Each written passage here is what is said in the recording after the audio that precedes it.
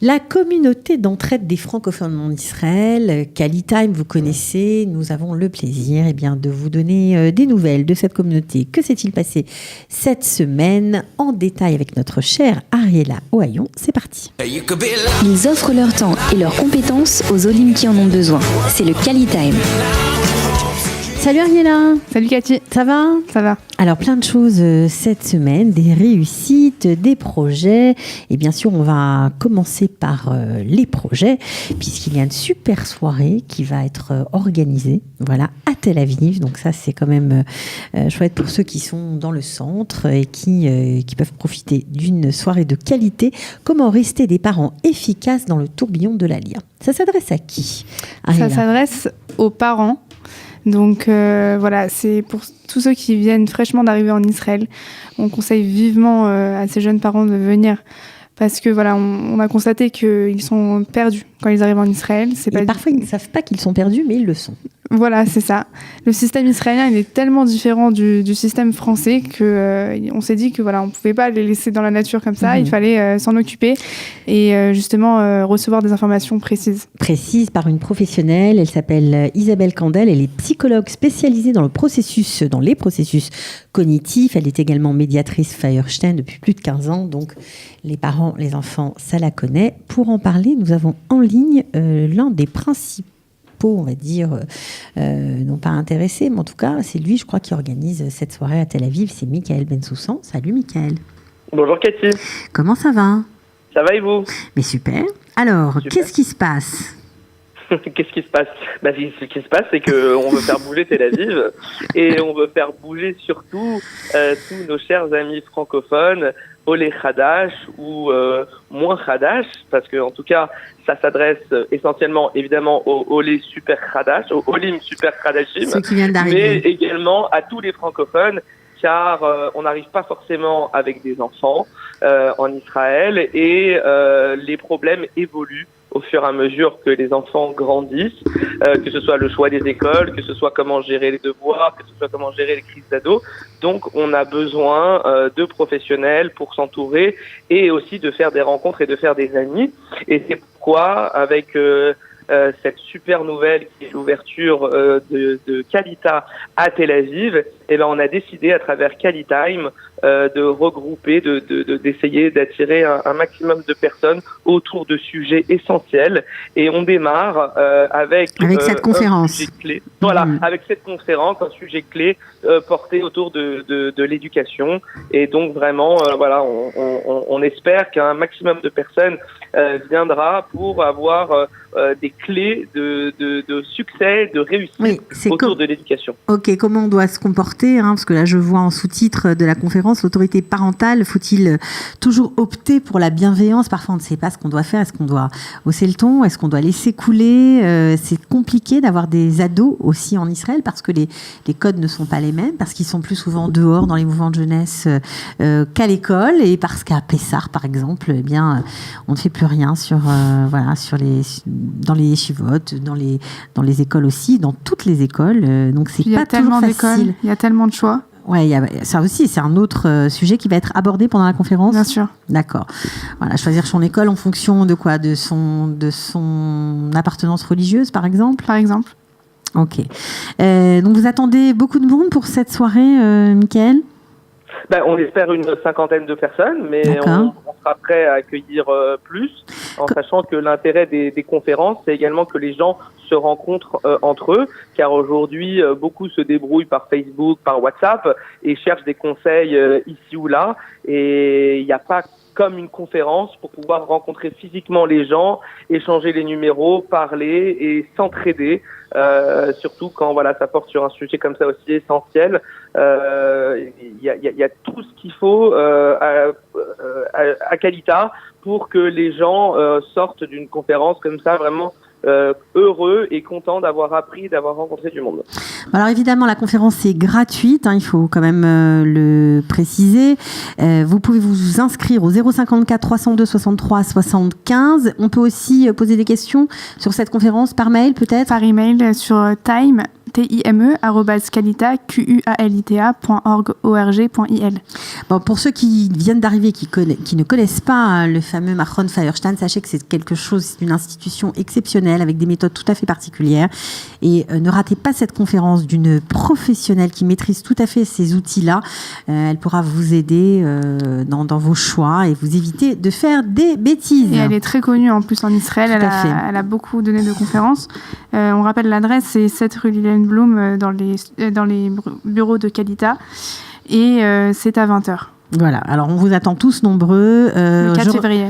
Voilà, le 4 février, 054 302 63 75 pour réserver. Merci Mickaël. À lundi prochain. Merci. À lundi, ciao. Au revoir. Voilà, alors ça c'est, on va dire, l'actu brûlante de ce qui va se passer dans les jours qui viennent. Maintenant, qu'est-ce qui s'est passé cette semaine ? Alors, on a eu la chance de pouvoir aider un Olé qui avait besoin d'aide dans des traductions de documents. Mais pas qu'un seul, vous en avez aidé plusieurs parce que je crois que vous avez mis en place les permanences. Oui, on a aussi mis en place des permanences à Kalita, ça c'est autre chose, mais là on a aidé individuellement un Olé Hadash qui avait vraiment un gros dossier de banque à assurer et vraiment la bénévole elle a été très compétente. Et on va, je pense, appeler. Il avait des problèmes bancaires ? Oui, il avait de quoi se plaindre, de quoi monter un gros dossier. Et vraiment, la bénévole, elle a vraiment beaucoup aidé. Bon, alors peut-être qu'il est en ligne. S'il s'agit de Benjamin Debat. C'est ça. Il est en ligne ? Pas encore ? Non, pas encore. Bon, on va lui parler. Alors, en attendant de l'avoir et d'arriver à le joindre, qu'est-ce qui s'est passé au niveau des permanences ? Parce qu'on a mis en place, ça marche, je crois, ces permanences où on peut venir avoir de l'aide pour traduire des documents, par exemple. Alors, en fait, on a des rendez-vous d'une demi-heure. C'est dans les bureaux du Hub de Kalita, que ce soit à Jérusalem ou à Tel Aviv. Là, par exemple, on a une matinée, on peut avoir jusqu'à 5 rendez-vous, parce que je rappelle juste les heures. Les lundis de 11h à 13h30, c'est pour Jérusalem. Et les mardis de 13h30 à 16h, c'est pour Tel Aviv. Donc, il faut prendre rendez-vous sur notre email, time@kalita.org.il, et on vous contactera pour fixer avec vous du rendez-vous. D'accord, et pour bénéficier d'une aide précieuse. Alors, je crois que Benjamin Debat est en ligne. Bonjour. Bonjour. Alors, il paraît qu'on vous a aidé. Alors oui, j'ai contacté Kalita parce que en fait je suis en Israël depuis un petit moment, mais on va dire que tout ce qui est administratif, c'est un petit peu plus compliqué, même pour quelqu'un qui est là depuis 4-5 ans. On va dire que c'est pas énorme, mais on va dire qu'on a besoin quand même d'avoir un niveau d'hébreu supplémentaire. Et on m'a redirigé vers une volontaire de chez vous, une dame qui m'a aidé, elle m'a accueilli chez elle, elle m'a traduit des documents depuis le français en hébreu. Elle m'a rédigé une lettre. Vraiment, elle m'a permis vraiment de pouvoir faire des démarches, notamment pour une demande de bourse étudiante, des choses comme ça. J'ai passé une petite demi-heure, 1 heure chez elle, et vraiment, ça m'a permis d'avancer, au moins de pouvoir au niveau administratif faire beaucoup de choses que j'aurais pas pu faire en tant que avec mon niveau d'hébreu actuel, quoi. C'est sûr. Et puis si vous aviez été voir une traductrice professionnelle, ça n'aurait pas été suffisant parce que la traductrice ne vous aurait sûrement pas rédigé une lettre pour avoir une bourse. On se rend compte qu'en fait parler ou en tout cas se faire aider par des bénévoles de Kalita, c'est plus qu'un service dans une case. Ça, c'est plus global. Et c'est ça qui est chouette, j'imagine, pour vous. Exactement. Ouais. Exactement, oui, parce comme vous venez de le dire, une traductrice, elle aurait tout simplement juste traduit ce que moi je lui aurais dit de faire. Là, on va dire que la personne. Et puis ça aurait été très formel aussi. Vous n'auriez pas pu peut-être être plus libre de poser des questions qui vous intéressent par rapport à ce document. Exactement. Là, en l'occurrence, la personne qui m'a aidé, elle a pu faire vraiment pas simplement un travail de traduction, mais plus un travail au niveau de me diriger, c'est-à-dire comment est-ce qu'on s'adresse. Pas simplement traduire mot à mot, reformuler même directement, pouvoir me diriger au niveau du moins administratif, savoir exactement comment faire de la manière la plus qui conviendrait le mieux, on va dire. C'est-à-dire écrire une lettre d'une certaine façon et puis surtout l'adresser à la bonne personne. Aussi c'est vrai, me rediriger aussi vers des services. Vraiment, moi en tout cas au niveau médical, j'avais aussi des papiers à faire, je ne savais pas forcément comment faire, parce que quand on arrive en Israël aussi, notamment au niveau de la santé par exemple, c'est pas du tout comme en France. En France, en ce qui concerne Les hôpitaux, en général, on est pris en charge à 100%. En Israël, on sait pas trop quand on arrive. C'est un peu difficile de savoir. Et cette personne en question, elle a pu m'expliquer, voilà, qu'il y a un système suivant la Coupat Olim où on peut directement obtenir un papier. Que ce papier-là, il faut l'adresser à la Coupat Olim et que la Coupat Olim derrière accorde le fait qu'on puisse aller à l'hôpital. Donc c'est un système administratif particulier qui est pas du tout le même qu'en France. En France, tu arrives aux urgences, on te prend en charge directement. En Israël, tu sors des urgences, tu ressors avec une facture. Tu reçois avec une grosse facture entre 600 et 800 shekels. Donc, surtout si vous n'avez pas suivi la procédure, il faut faire très attention. C'est bien de le préciser. Bon, alors j'espère que vous aurez peut-être recours une autre fois à d'autres services.